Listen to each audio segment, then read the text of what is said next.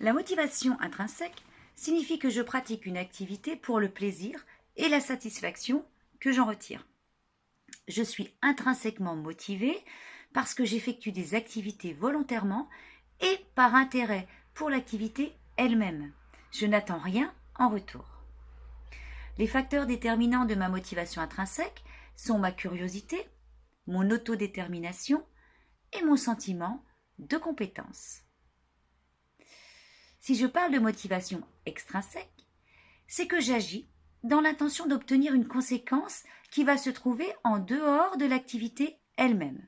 Par exemple, je vais recevoir une récompense, je vais éviter de me sentir coupable, je vais gagner l'approbation des autres. Les facteurs de cette motivation extrinsèque ne manquent pas.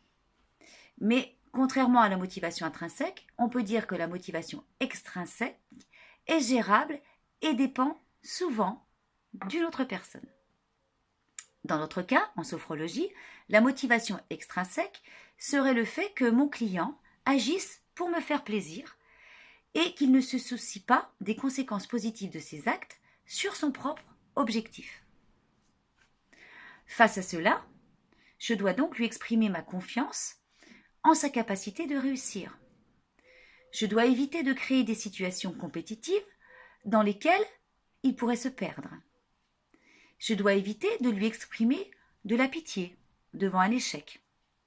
Je ne dois pas prêter attention aux échecs, mais en cas de succès, je dois l'amener à prendre conscience de ce que ça lui apporte, sans lui montrer mon intérêt personnel dans cette réussite. C'est très important. Et je dois donc lui démontrer de l'enthousiasme à faire ce que je fais dans l'intérêt de sa réussite.